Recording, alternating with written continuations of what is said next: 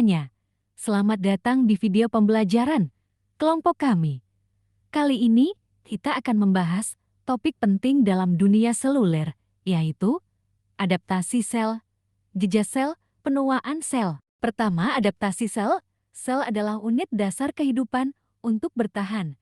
Hidup dalam lingkungan yang berubah, sel dapat beradaptasi. Adaptasi sel terjadi ketika sel menghadapi stres fisiologis atau patologis. Bentuk adaptasi ini antara lain. Pertama, atrofi. Atrofi adalah kondisi di mana suatu bagian tubuh seperti otot, organ, atau jaringan mengalami penyusutan atau penipisan. Penyusutan ini bisa terjadi Adapun karena berbagai pengobatannya faktor, yaitu mulai dari 1.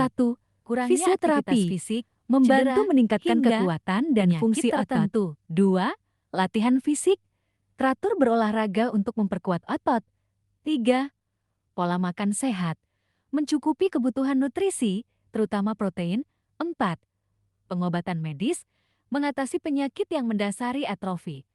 Misalnya penggunaan obat-obatan untuk mengontrol gejala penyakit tertentu.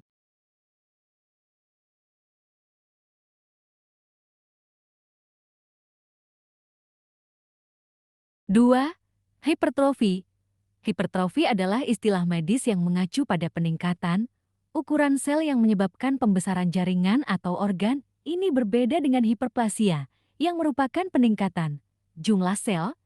Hipertrofi bisa terjadi pada otot hipertrofi otot, jantung hipertrofi jantung, atau jaringan lainnya. Adapun contoh hipertrofi yaitu 1.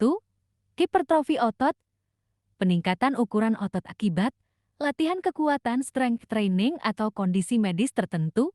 2. Hipertrofi jantung, pembesaran ruang jantung yang dapat disebabkan oleh hipertensi, kelainan jantung bawaan, atau kondisi medis lainnya. Penyebab hipertrofi dapat terjadi sebagai respons fisiologis terhadap kebutuhan atau stres pada jaringan atau organ. Misalnya, hipertrofi atau terjadi sebagai respons terhadap latihan kekuatan. Hipertrofi juga dapat terjadi sebagai respons patologis terhadap penyakit atau gangguan fungsi. 3. Metaplasia. Metaplasia adalah perubahan sel normal menjadi sel normal lain yang biasanya reversibel setelah terpapar rangsangan. Metaplasia dapat terjadi sebagai respons terhadap perubahan hormon, faktor pertumbuhan, atau sebagai mekanisme adaptasi untuk melindungi dari iritasi kronis. Metaplasia melibatkan perubahan pada epitel, yaitu lapisan sel yang menutupi organ, kelenjar, embuluh, atau rongga tubuh. Metaplasia normal terjadi pada remaja dan wanita hamil pertama. Penyebab dari metaplasia yaitu, metaplasia sering terjadi akibat paparan faktor lingkungan yang melukai atau menekan jaringan yang menyebabkan sel berubah. Untuk setiap jenis metaplasia dan berbagai organ yang terpengaruh, mungkin ada penyebab yang berbeda. Hal ini karena jaringan terpapar berbagai iritan dan infeksi lingkungan yang menghasilkan berbagai efek pada sel. Sekarang kita masuk ke definisi jejak sel, penyebab, serta mekanisme biokimia fisiologi. 1. Definisi jejak sel. Jejak sel adalah kerusakan pada sel akibat adanya gangguan atau stimulus yang merugikan, yang dapat bersifat reversibel atau irreversibel dan dapat menyebabkan kematian sel.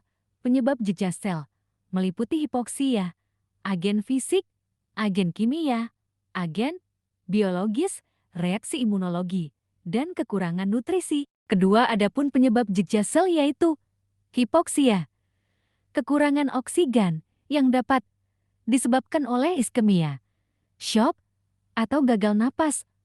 Agen biologis, bakteri, virus, atau jamur, reaksi imunologi, respons autoimun, kekurangan nutrisi,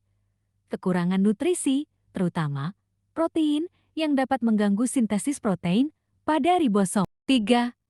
Mekanisme biokimia fisiologi jejak sel. Jejak sel melibatkan serangkaian mekanisme biokimia yang rumit. Mekanisme utama meliputi 1. Kerusakan membran sel. 2. Kerusakan DNA dan protein. 3. Peningkatan radikal bebas ROS 4. Peningkatan ion kalsium intraseluler. 5. Kerusakan mitokondria. 6. Penipisan ATP. Adapun penuaan sel yang meliputi proses degeneratif, nekrosis, dan apoptosis. Pertama, proses degeneratif merupakan kerusakan sel yang dapat bersifat reversibel, artinya sel dapat kembali ke kondisi normal setelah penyebabnya dihilangkan. Beberapa jenis degenerasi sel meliputi degenerasi parenkimatosa, degenerasi lemak, degenerasi hidrofik, degenerasi hialin, degenerasi fibrinoid, dan degenerasi amiloid. Kedua, nekrosis merupakan kematian sel yang terjadi secara tidak terkontrol dan tidak disengaja. Biasanya akibat kerusakan sel yang parah. Nekrosis menyebabkan pelepasan isi sel ke lingkungan yang dapat memicu peradangan. Beberapa jenis nekrosis meliputi nekrosis lemak, nekrosis kaseosa, nekrosis infark, dan nekrosis gangren. Ketiga, apoptosis merupakan kematian sel terprogram dan teratur yang merupakan bagian dari proses fisiologis tubuh. Apoptosis melibatkan serangkaian perubahan kimiawi yang menyebabkan sel terpecah menjadi potongan-potongan kecil. Apoptosis tidak menyebabkan peradangan dan membantu membuang sel yang rusak atau tidak berfungsi dengan baik. Apoptosis penting untuk perkembangan, pemeliharaan jaringan, dan mencegah pertumbuhan tumor. Demikian penjelasan mengenai adaptasi sel, jejak sel, dan penuaan sel. Semoga materi ini dapat menambah wawasan dan pemahaman kita tentang bagaimana sel beradaptasi, mengalami kerusakan, hingga menua. Terima kasih atas perhatian dan waktunya. Wassalamualaikum warahmatullahi wabarakatuh.